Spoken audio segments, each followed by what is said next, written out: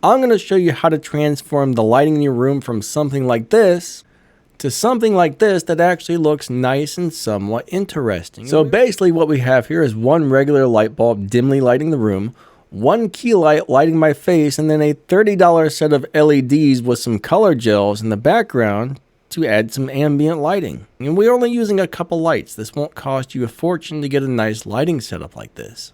The first thing we want to do is get one high quality, high CRI light bulb.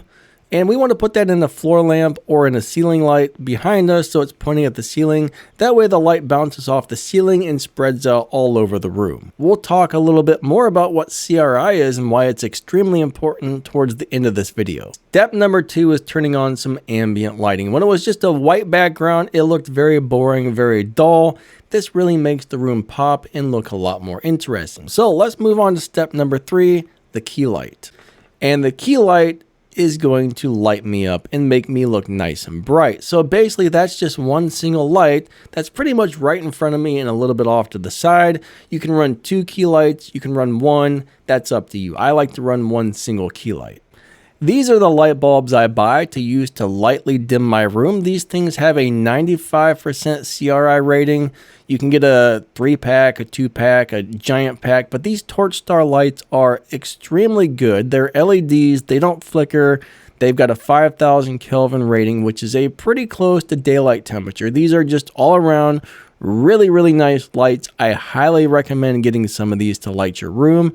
And even when you're not making videos, if you got these lighting your room, the colors in your room are going to look so much better than lower CRI rated lights. The ambient lighting, the blue and the orange, this was a lighting kit that I bought for about 30 bucks. It looks like the price has gone up a little bit, but these have a rating of 97 CRI or better. They're small, they're bright, they don't get hot. They come with colored gels so you can make whatever color you want.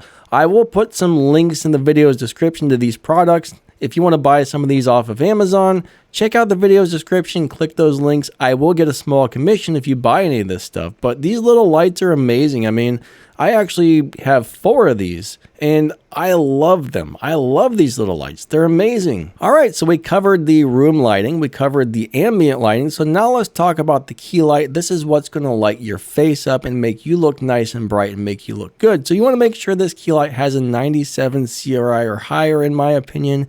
And you also want to make sure it's a good quality light. You don't want to get some cheap thing. I mean, you can get key lights that cost, $50 bucks. $100, $300, or several $1,000s. Due to having limited space in my room, I use a GVM key light as a flat panel light that has 60 watts. This is the 14-inch version. I love this thing. You can also get the 10-inch version for a little bit cheaper. Sometimes these go on sale for dirt cheap. I mean, I got my 14-inch key light for less than $100. Normally, I think it goes for like $160 or something like that. The 10-inch one usually goes for like $130, $140. Sometimes you can get that for way less than $100 too if you watch the pricing. Now, if you have a little bit more room and you're not cramped, I would highly suggest getting yourself a nice cob light with a softbox. If you're just sitting at your desk and you're not going to be moving around or using it for other stuff, somewhere between a 60 watt and a 100 watt cob light would be plenty. These things are amazing. They're going to make you look nicer than what I have here. It should be a nicer, softer light. It'll be a little more directional. The cob lights are where it's at. I just don't have room. My desk's right up against a wall. And soft boxes are pretty big, right? Soft boxes are big, they're long, they take up a lot of space. So if you're not limited on room, get a cob light. If you are limited on room, get one of these flat panels like I'm using. This is my 10-inch GVM light, and I feel very cramped right now, stuck between the microphone and the light. So here it is when it's turned on. Generally, you're going to place this back behind your computer monitor or on some sort of a stand and get it kind of like close to your face. Now, you're not going to want to have it this close to your face. It is currently on the lowest brightness, so watch how bright this gets. This thing, I got to close my eyes. This thing will blind you. Of course, you're supposed to probably have this 2 to 3 foot away. And once you find the proper positioning for whatever effect you're going for and the proper brightness, it's probably going to look more like this. Just to give you guys a good idea of how my light is placed, it's probably about a 40-45 degree angle to the side and roughly about 30 inches away from me. And then I've got the brightness on roughly 35% on the 14-inch version, and that gives me a really nice lighting effect.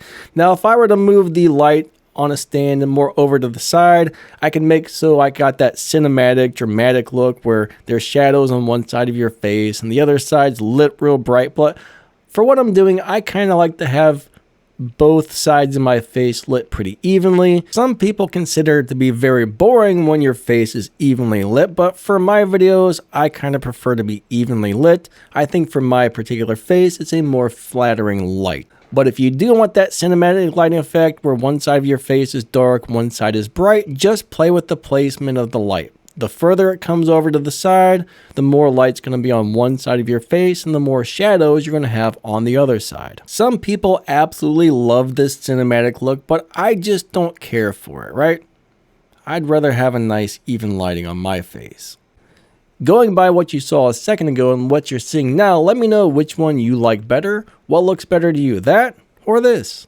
Alright, before we go, let's talk about the CRI or the color rating index and why this is so important. So basically, if you have a light with a 95 CRI, that means this light is 95% accurate to colors. If you have a light with a 97 CRI, the light is 97% accurate, which is going to make the colors vivid, beautiful. They're going to pop. They're not going to look dull and boring like when you're using a regular light with low CRI. If you go out to your local store, local hardware store, local grocery store, and you buy a regular LED light bulb, it's probably going to have a CRI of like 60 or 70 or maybe 80, and the colors are not going to look as good. It's amazing how different the colors look, how much nicer everything in the room looks once you start getting some higher CRI lighting. Those torch star light bulbs, the regular LED bulbs, those things are awesome. I guess they're at 90 CRI, which is probably the lowest. You really want 95 or higher, but it's very, very hard to find regular LED light bulbs above 90, 95. Those torch stars look great. All right, well, I think that's going to wrap this one up. Thank you guys so much for watching. Hopefully you guys enjoyed the video. Hopefully you guys learned something, got something good out of this. And yeah, don't forget to like and subscribe. Click the little bell, set those notifications to all. And I guess that's about it. Have an awesome day. Thank you so much for watching. You guys are amazing. Lightning out. See ya.